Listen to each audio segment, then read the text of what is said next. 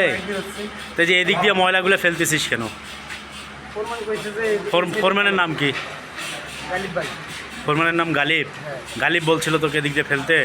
এই ময়লাগুলো যে মেডিকেলে ঢুকতেছে, ঢুকতেছে, পরিবেশ দূষণ হচ্ছে না? এটা কি কোনো নিয়ম? আমি তো আছে ভাই, বেশি দিন হচ্ছে কাজ করি নাই, আর আমি তো জানি না যে এখানে ফেলা যায় না। আর সে ফোরম্যান বলছে এখানে ফেলা যায়, আমি ফেলা দিচ্ছি। ফোরম্যান বলছে? ফোরম্যান কে? গালিব? আপনার ইঞ্জিনিয়ার কে? ইঞ্জিনিয়ারের নাম কি? ইঞ্জিনিয়ার আছে, আপনার আছে সাইফুল স্যার আছে। কি নাম? সাইফুল স্যার। সাইফুল। আর কে? রূপ স্যার আছে। ওনাদেরকে একটু ডাকেন তো। আপনাদের কি এই যে এখান থেকে ময়লাগুলো মেডিকেলের পাশে ফেলাইতে বলছে, ওখানে যে সিসিইউ এবং ইয়ার মধ্যে ময়লাগুলো যাচ্ছে, ওখানে লোকজন থাকতে পারতেছে না, আপনারা ময়লাগুলো ফেলতেছেন কেন? আমরা তো এখন স্যার, আমরা তো লেবার। না না না, আপনার কর্মচারী আপনার কথাই বলছে। আপনার নাম কি? গালিব? আচ্ছা, আপনি কতদিন ধরে এই সাইটে আছেন? আমি আছি 3 মাস মতো। 3 মাস। তা ওই যে আপনার লেবাররা বলতেছে আপনি অনুমতি দিচ্ছেন তাদেরকে ফেলানোর জন্য, আপনি কি অনুমতি দিতে পারেন?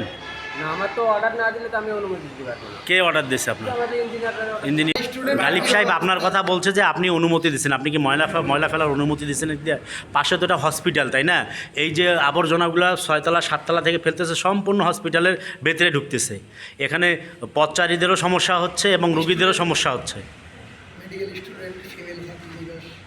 আপনি কি এই সাইটের ইঞ্জিনিয়ার বড় ভাই? হ্যাঁ, ইঞ্জিনিয়ার এই সাইটের? আমি সেটা আছি, কিন্তু এই দায়িত্বে আমি নেই। আপনার নামটা বড় ভাই, আপনার নামটা কি? আমাদের ইনচার্জ আছে। আপনার নাম শাহজাহান? বড় ভাই নাম জানি কি বললেন? আপনার নামটা কি? আপনার নাম জানি কি বললেন? কি নাম?